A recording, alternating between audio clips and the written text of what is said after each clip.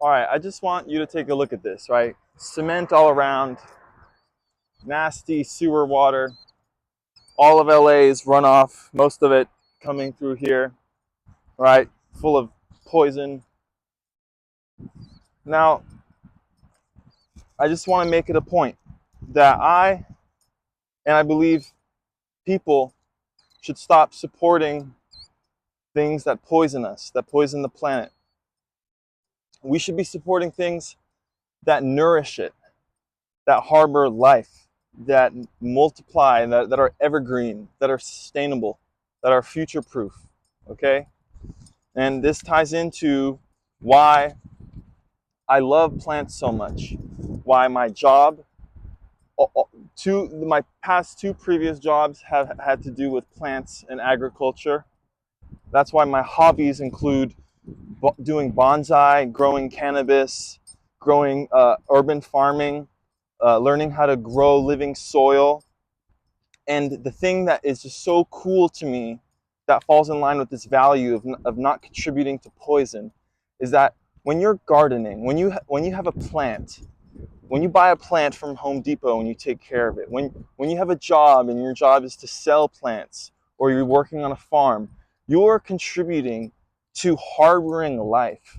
You're contributing to something that is so evergreen and will multiply. Like the organisms will multiply.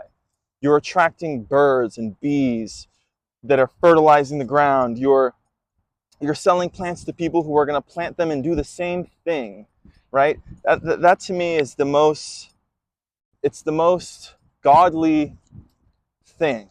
Okay, you're creating life. You're creating, and also maybe that ties into music, right?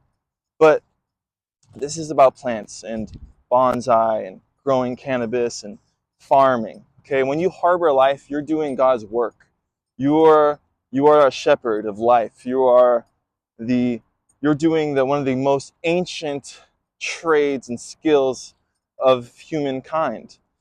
Um, and so yeah, just even if you're doing bonsai, right? I'm just exploring things that are in line with this value that I have, which is why I've gotten into bonsai, which is why I've stopped looking for jobs that contribute that are poisoning the planet. If you work, say, at McDonald's, you're serving people highly processed foods. You're that is not godly. That is not humane.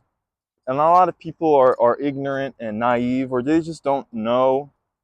And that to me is sad, but it's also screams abundance, that there's so much room for growth.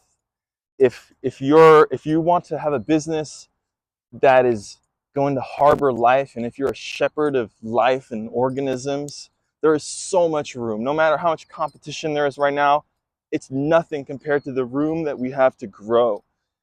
Okay, look at all this cement. I hate cement. I hate cement so much because it's fucking wasteful. Just like grass, like a lawn, I would love a lawn doesn't it harbors life to a basic degree, but not as much as if you had a garden growing flowers and vegetables. Cement, disgusting. It doesn't do anything. It doesn't harbor anything. What's under here? Dirt, maybe some fucking bacteria and like fungus. That's it. Okay, and this shit's gonna be here for fucking ever. I don't support cement, okay?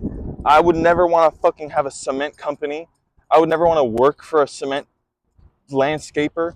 If I was going to get into the cement industry, I would find a way to make cement that is harbors life, okay? Think about it. Like, people have done this, but it's such a niche, small thing, and that's fine. They have so much room to grow, right? I think I saw this guy. They were making cement out of like wheat and straw byproduct or something like that, to where like actually, if you created a driveway with this type of alternative cement, that you would be feeding mycelium under it. That the mycelium can feed off the nutrients, and that mycelium is then gonna contribute to the health of your soil. It's and This cement, for example, it can be biodegradable. Like, it'll eventually degrade, right? But You know, there's different alternatives to for example, rammed earth, right? That's not going to degrade as much as a, you know, a straw or corn-based cement alternative. Rammed earth is, you know, sand and some sort of like organic glue material to hold it all together. That's great. I support that because it doesn't really pollute to create it. So I'm just using cement as an example, but this applies to everything. This is how I see the world. You know, I don't uh, look at this.